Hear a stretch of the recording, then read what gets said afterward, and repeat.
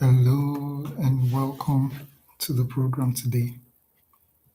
This is Startup Lens, and today we'll be discussing one very important issue that I need you to follow along.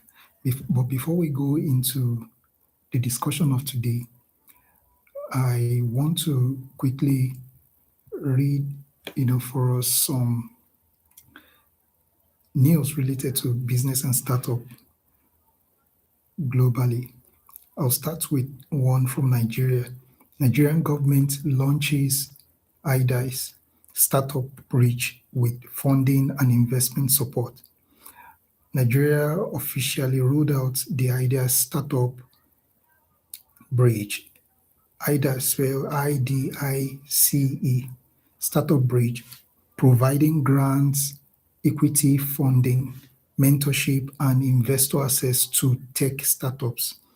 Program targets over 100 startups, strengthening innovation, financing, and commercialization pipelines. Okay, signals stronger public-private collaboration aimed at positioning Nigeria as a regional startup hub. Okay, another news. This is also UK and Nigeria in collaboration here. Close to $1 billion has been has been put together for ports upgrade. UK Nigeria $990 million port upgrade deal to improve trade logistics. Nigeria signed this £746 million export finance agreement with the UK to refurbish Lagos Port Complex and Tinkan Island Port. Projects includes contracts benefiting logistics and industrial suppliers, expected to improve cargo movement efficiency and reduce bottleneck affecting SMEs and import-dependent startups. Another news from Nigeria says the Nigeria startup ecosystem shifts from growth at all costs to profitability. Founders increasingly prioritizing sustainable revenue and profitability instead of chasing unicorn valuations. Investors now favor startup with stronger business fundamentals and cash discipline, which is important for us on this program. This marks a structural change after the global venture funding slowdown. So we move away from Nigeria to the African continent generally, though this also still connects a bit to Nigeria. Tony Elumelu Foundation has selected 3,200 African entrepreneurs for 2026 program. The 3,200 founders chosen across Africa with funding, mentorship, and training support. The program increasingly focuses on AI integration and green businesses. Participants gain seed funding plus investor exposure networks. We move to another news. African startup funding rebounds to $272 million, but capital concentrated. Africa startups raised $272 million in February 2026, up to 56% from January. However, six startups captured nearly 80% of total funding. Wow. Investors becoming more selective and risk focused. I think that's related to what we read the other time. Okay. Venture capital expanding beyond fintech into logistics. Yes, they are expanding into logistics, energy, and mobility. Africa recorded $575 million startup funding early in 2026 across diversified sectors.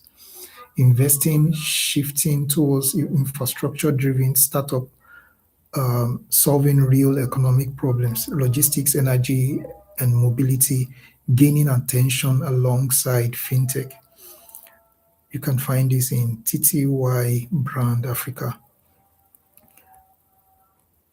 Yeah. AS Energy supports thousands of African startups. It looks like this is a season of funding for startup. AS Energy supports thousands of African startups with $10 million initiative.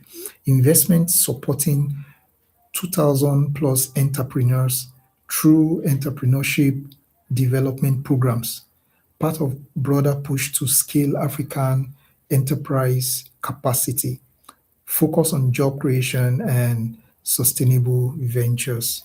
Another news this going international now. Quick commerce startup Ozi raises 6.2 million funding. Yeah, Ozi secured $6.2 million investment to expand niche quick commerce delivery focused on baby products. Funds will strengthen logistic infrastructure and customer expansion. This shows investors backing specialized e-commerce niches rather than broad marketplaces. Okay, so we now also have MENA startup funding slows by AI-led deals, but AI-led deals continue. Regional funding pace slowed, reflecting global investor caution. AI, semiconductor, and deep tech startups still attracting capital like we've been getting in the news until now. Consolidation and efficiency becoming dominant startup strategies. Going to India-Nigerian relationship now. India-Nigeria Digital Technology Corporation opens new startup opportunities. I hope some people's ears are on the head now, rising up to grab the privilege. Digital partnership agreement aim to transfer India's digital infrastructure experience to Nigeria. Focus areas include digital public platforms and scalable tech ecosystem. This could accelerate fintech, identity systems, and digital services innovation. So here we have that's the startup news for today, and we are going to move quickly to our discussion for the day, and that's that it's not everyone who has ventured into trying to make money, as we call the bottom line, okay, that is in business. And we want to talk about that. And that's to help us, come into focus, to have our focus sharpened. No matter what stage of business you are in, this could remind somebody the reason why they are in business after all. And this could help somebody else reshape their focus to what really matters. Okay, so ladies and gentlemen, this is Startup Lens, and we move to our first episode discussing building a great business. And the topic for today, like I said, is what is missing that makes what you're doing not a business. So today, I want to remove one of the most expensive illusions in entrepreneurship, an illusion that consumes capital, energy, talent, and years of intelligent effort. The illusion is this: activity equals business. I'm sure that by now something tells you that no, I am not here to just do activity, right? So sure, activity does not equal business. You can be extremely busy and still not be in business. You can raise awareness, build products, hire staff, design branding, launch platforms, and still not have a business. So let us establish something that we can use like a guiding definition for someone who is in business. So what should we look at when we want to talk about someone in business? So a real business exists when three of these conditions come together. One is a defined customer repeatedly when a defined customer repeatedly pays. The second is value delivery is consistent, and the third is revenue becomes reasonably predictable. The three of them are combined, they are connected, and you cannot separate them from each other. If revenue depends on hope, hype, or heroic effort, you are still in experimentation, not yet in business.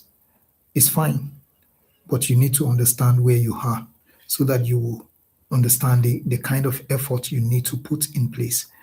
So founders must understand this early because startups do not die from lack of passion. All right. They die from lack of validated exchange. New entrepreneurs start by asking, what product should we build? What brand should we create? How do we look professional? And things like that. But if you're very serious about doing this, what question you'll be asking will be different. And what would that be? You'll be asking what economic tension exists that people urgently want resolved. And that changes everything. That question changes everything. Businesses begin with tension in the market, not creativity in the founder. And this is a table many of us are on. And I am shaking the table right away, but it's important for us to get this straight. You are not inventing demand, right? The demand is already in the market. You are locating the pressure that releases that demand to your advantage. Okay, that is what makes someone go get into business. Across industries, geographies, and generations, customers consistently pay for something. And if we want to categorize them, I would mention a few things now that you should look out for in anything you want to do. And the first one is people pay to remove pain. In other words, they pay to remove risk, stress, confusion, loss, delay. They also pay to achieve progress, speed, growth, status, efficiency. The other thing they pay for is to reduce friction. They want to reduce the amount of effort they have to put into something or even into getting something from your own business. They want to reduce complexity. They want to reduce uncertainty. And I know that this is where a lot of scammers come in. They promise people certainty, and when you commit money into it, they are no longer to be found. And this is making a lot of challenge, um, in internet-based businesses right now. Every successful company you admire sits inside one of these three categories that I have just mentioned. They are either reducing pain, helping people reduce pain, helping people achieve progress, reducing one kind of friction or the other. Most businesses are within this range. So, so if your startup cannot clearly state which of these it delivers, the market will struggle to understand why you exist. And that's why we are discussing this so that the market will not be confused about what you have to offer. Okay, so I would now want to mention, going from there, I think that's enough a background for us, right? So can we safely talk about why many startups are not yet in business? That may be referring to yours. And like I said earlier on, it's good to know where you are. This is not condemning, it's not saying that you have to start in a particular stage. No, it's important to start from where you are, but you should know where you are, right? So let me describe what many founders actually build: a product searching for customers, a service defined by the founder's skill instead of market demand, a brand without a revenue engine, marketing without conversion, growth without retention. I can almost hear somebody saying, wow, that is me. Okay, so, but that's really not a failure. The reason why you step out in the first place is because you are courageous to take the market, right? And there is something in you that is already in progress. And you don't just have to stop, but you need to understand and define where you are right now and know how to map your journey to the future. So it's not a failure, it is just pre-business stage. You can call it whatever you're doing right now that you know, looks like any of those things that I mentioned: searching for customers, service defined by founder skill instead of market demand, or a brand without a revenue engine, or market without conversion, or growth without retention. Any of these things may be there. So if this is your experience currently, you can define what you're currently engaged in as pre-business stage. But the danger is staying there too long. All right, so Startup Lens wants to help you replace passion with validation. Okay, passion is fuel. It's important to have passion for what you're doing, but validation is direction. A CEO does not fall in love with the solution. A CEO falls in love with evidence. All right. Sometimes we get so carried away by a solution that we want to offer. And I understand that perfectly. We have seen the need, we have seen the challenge, but we need to test the market and see exactly what is out there. How is the market going to respond to this need that we have seen? How is the market going to respond to the solution, to the need that we are bringing in? Because that's the difference between a business owner and somebody who is just looking for customers. Okay, so a CEO falls in love with evidence. Evidence looks like this: customers paying before perfection. You are not yet, I bought certain things, and they keep improving on it many times. In fact, how many businesses have you seen doing very well today? If you buy software, if you pay for something, any of these big companies, they keep improving on their products.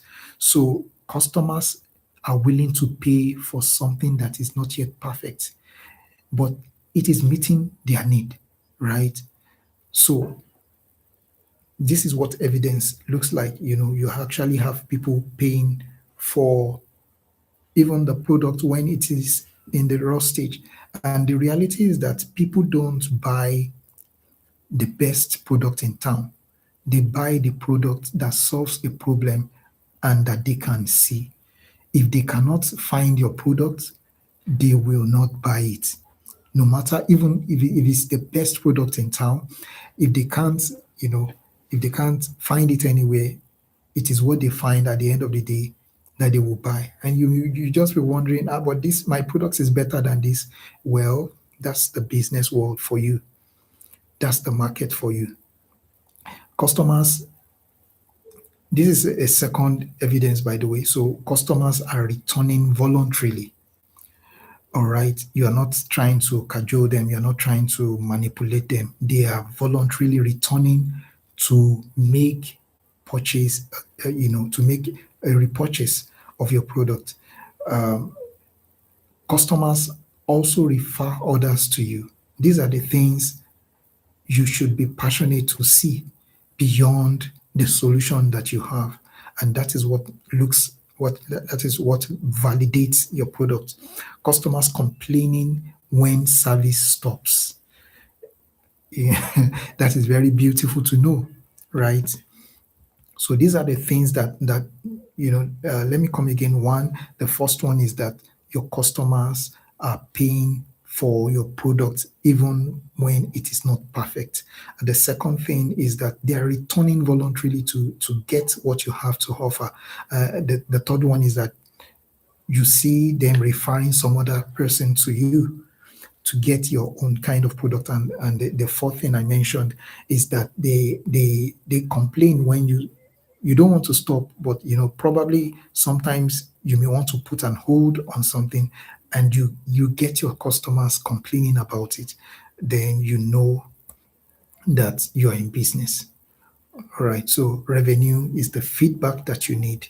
Um, and if you don't have revenue, if all you have is silence, that is also a feedback, by the way.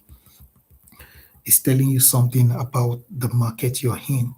Probably you need to change something about the product. It doesn't mean you threw everything away. It doesn't mean, sometimes when things are not doing well, people just close it down. Maybe it's not that the product itself is not worth it. Maybe there is something about it that needs to change. All right, you are a content creator, and then you uploaded a video and you have very little views. Probably it's not that the content is not good.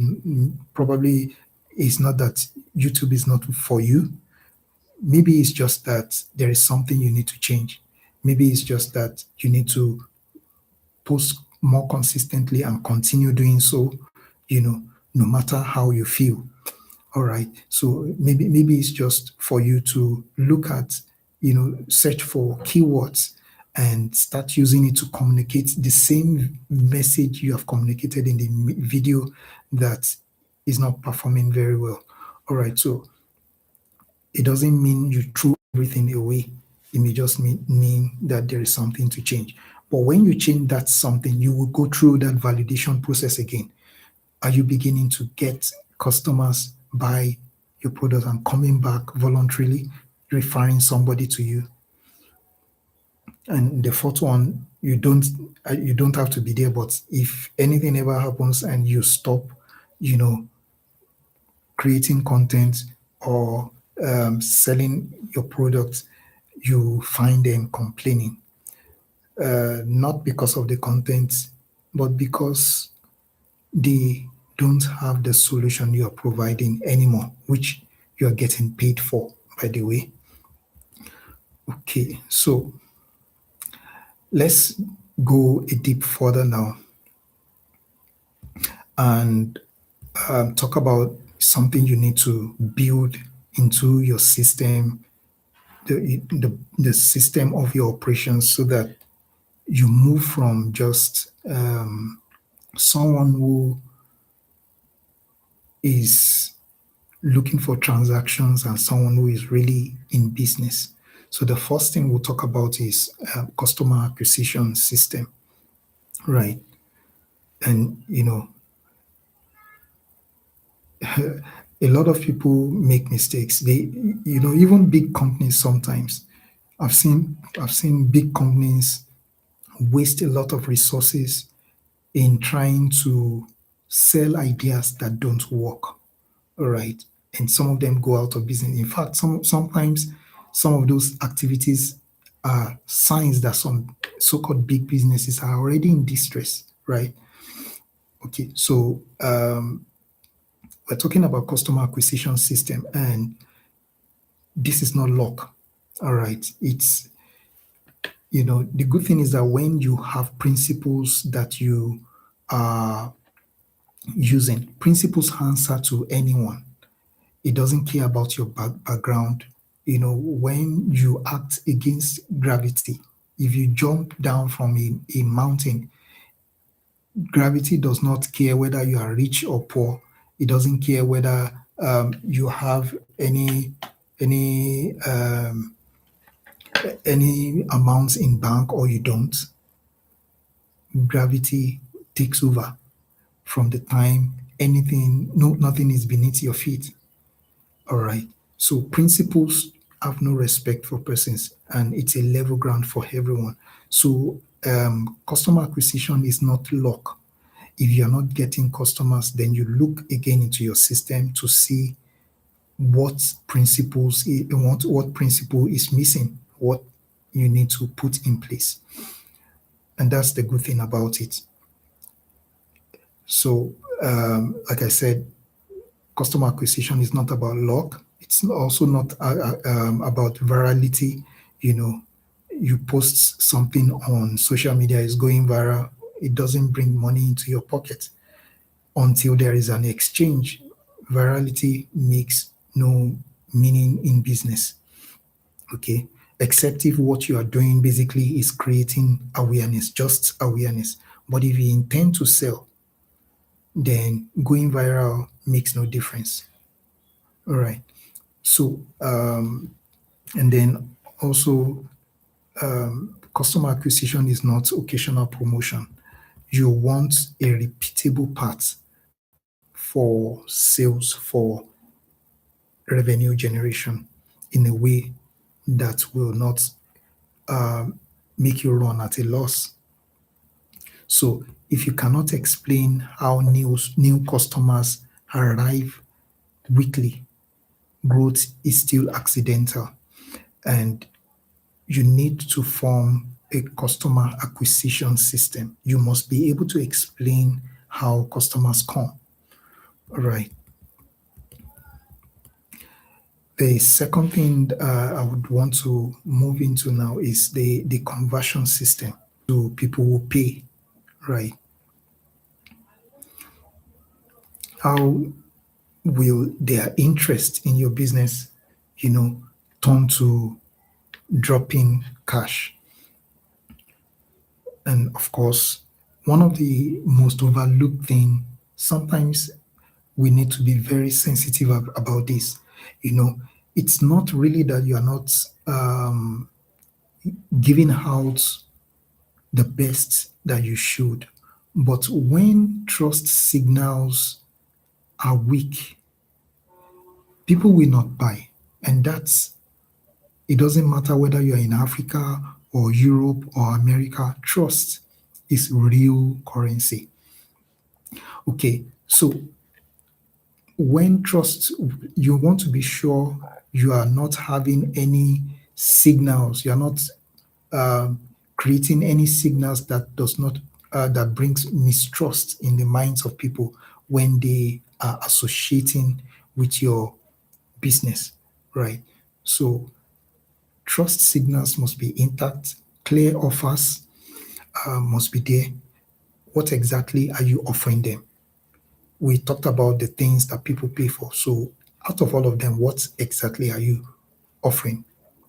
Are you reducing their uncertainty? Are you removing pain from them? Okay. So, what exactly? And then, of course, I talked about trust signals. I talked about clearing, giving a clear offer rather, and then, um, you know, as much as you don't want to manipulate people, but you need to reduce their level of uncertainty. Give them a measure of confidence in what you have to offer. And that's why you also don't have to sell something that you yourself know you will not buy. But if you know that this thing is useful, then you should be confident enough to reduce the doubt of people. People may come with doubts, especially if they are meeting your product for the first time. They will have their doubts, but you help them reduce it by bringing the product to their face repeatedly, one, and then showing them why, helping them remove. If you have already tested your product elsewhere, probably before you start selling publicly, you've introduced to people around you and you have asked them to to give their feedback on that. Always get those things recorded so that when you are selling, you can also share them. That's the mistake we make sometimes. We are so concerned about getting the products out there and we forget that feedback. If it is new in the market, people need their uncertainty to be reduced. And so feedback is very, very important. When people read the feedback that you have gotten from people who have actually used the product. The good thing is that the first set of people to use your product may not pay for it, right? So you have helped them reduce the risk. But the people you want to now start selling to in in a major way, they also don't want to drop their money and get something that they will have to even be dealing with, maybe whether they will return it or not. Okay. So even to return a product is stressful for people. So they don't even want to get it at all, talk less, talking about returning. So you reduce their uncertainty and then make the process of purchasing very simple. Don't make it complicated for people. Reduce the friction from them seeing your product to them making the purchase. That's the conversion system we're talking about. And when attention exists and there is no easy route to decision and confidence, you have not created a conversion system. And the other system that needs to be put in place is the value delivery system. There is a promise you are offering. Your promise must survive contact with reality. All right. So delivery consistency builds trust faster than market ever can.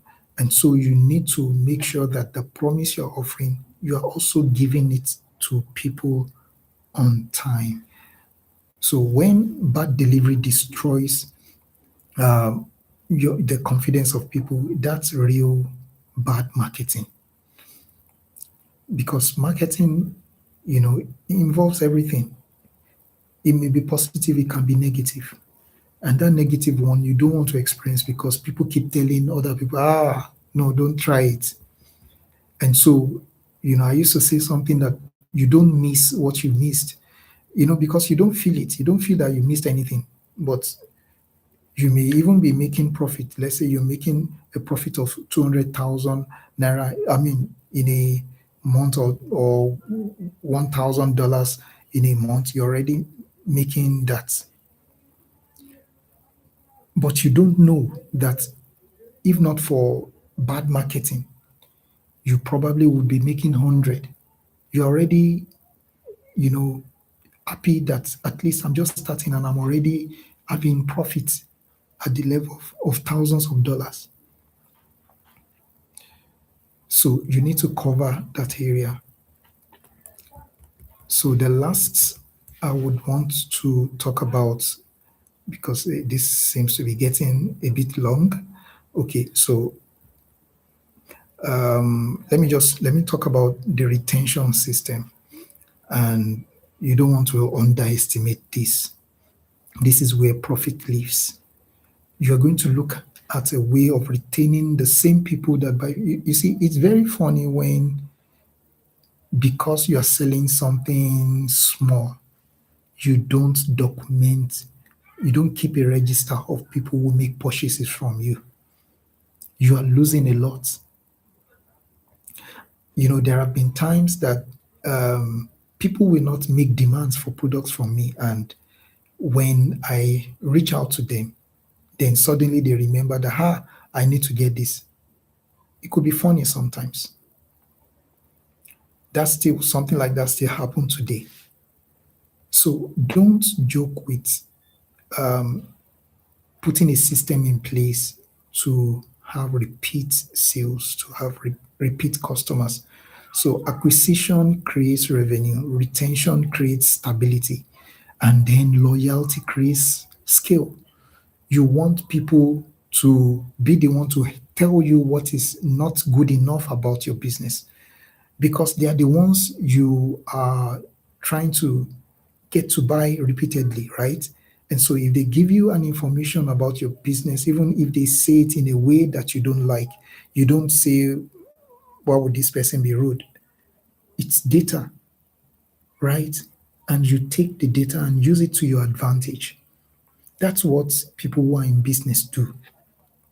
You know, any other person can get offended and snap at potential repeat customers. But for you, it's because somebody is passionate about getting that thing from you that is even angry in the first place and cares to come back to tell you. So, modern entrepreneurship, as we round up, modern entrepreneurship rewards visibility. Okay, followers increase, engagement grows, recognition rises, but guess what? Attention without transaction is entertainment. It is not business. And you are not the, well, some people are into entertainment, but even those in entertainment, they don't just want to entertain, they want to make money, right? So the market votes with money, not likes. So okay, so let me still see, like, let's just round up with this. I've said quite a few things, but let me just mention that a real startup eventually understands that cost to understand the cost to acquire a customer, the value generated per customer, and then the time required, to recover the acquisition cost, all the things that you have, invested into getting each of your customers. So when you're building a business, you're building structures that will help you get all this information, that will give you all this information so that you can manage your business properly. So we have said few things. I don't want this thing to go on too long. So when can you finally say that you're in business? When your revenue is no longer surprising, you already know how your customers come, and you can focus on that to get repeat sales, right? Because you understand your customer acquisition. And then when customers arrive, they arrive without your desperation. They come willingly. And then there are systems that work without constant rescue from you. You already create a system in place. In fact, Robert Kiyosaki said something. He said, if you always have to be there, don't consider yourself in business. Just admit that you are still employed, but by yourself. All right. So, but creating systems help you build something that you don't have to come to the rescue all the time.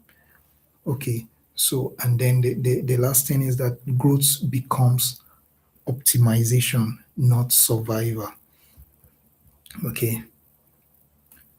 And so I think I should stop here for today. There are lots of things to say, but I think this is just good for today. You may want to listen over again to the news, get the details, go for it. Some of those things are still on, like high dice grants for startups is still on, by the information I have. So you can listen again and try to see if there is something you will benefit from in all that. So thank you very much for listening to me today. Thank you. I hope you learned something. I hope you gained something.